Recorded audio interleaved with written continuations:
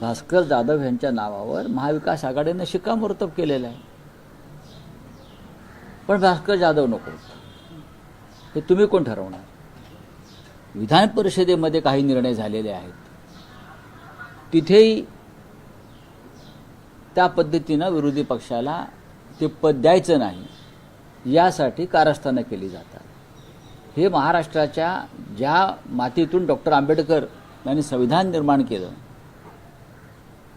त्या राज्यामध्ये लोकशाहीची अशी गळचीपी आणि हत्या होत असेल तर त्याची इतिहासामध्ये नोंद होईल. काळ्याकुट्टशाही हे राज्याच्या मुख्यमंत्र्यांनी लक्षात घेतलं पाहिजे.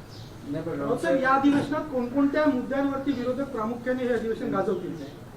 विरोधी पक्षनेत्याचाच विषय आहे. या प्रकरणामध्ये 1 वर्ष झालं विरोधी पक्षानं पत्र दिलेलं आहे मुख्यमंत्र्यांना. नियमांकडे बोट दाखवलं जाते. मुख्यमंत्री म्हणतात तो माझा अधिकार नाही, तो विधानसभा अध्यक्षांचा अधिकार आहे. विधानसभा अध्यक्ष म्हणतात की मी निर्णय घेईन माझ्या अभ्यासानुसार, ज्या माहितीनुसार मी निर्णय. विधानसभा अध्यक्षांच्या खुर्चीवर जी व्यक्ती बसलेली आहे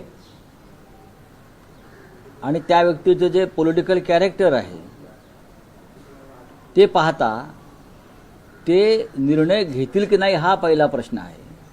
आणि घेतला तर नक्की काय असेल ही सुद्धा शंका लोकांना आहे ना. जी व्यक्ती जमिनीचा कब्जा करण्यासाठी गावात जाऊन भानगडी करते ते विरोधी पक्ष विधानसभा अध्यक्ष आहेत. जी व्यक्ती विधानसभेच्या अध्यक्षतेमध्ये बसून पक्षांतराच्या बाबतीमध्ये तद्दन खोटा आणि भंपक निर्णय देते संविधानाच्या विरोधात, त्यांच्याकडनं तुम्ही काय अपेक्षा करणार? त्याच्यामुळे माझं तर काय म्हणणं आहे की विधानसभा अध्यक्षांवरती अविश्वास ठरावच आणला पाहिजे.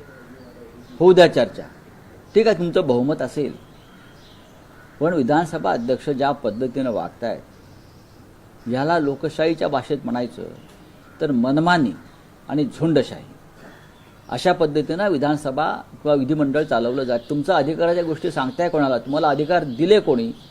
तुम्हाला अधिकार लोकशाहीनं आणि संविधानाने दिलेले आहेत आणि त्याच लोकशाहीनं आणि संविधानानं विरोधी पक्ष नेत्याची नेमणूक करण्याची भूमिका घेतलेली आहे. आणि तुम्ही म्हणताय मी पाहीन. तुम्ही कोण? तुम्ही आज आहात उद्या नाही, पण या परंपरा तुम्ही तोडताय. हां, आणि त्या आसनावर बसून तुम्ही व्यक्तिगत स्वार्थ आणि व्यक्तिगत हित पाहताय, हे अनेकदा उघड झालंय.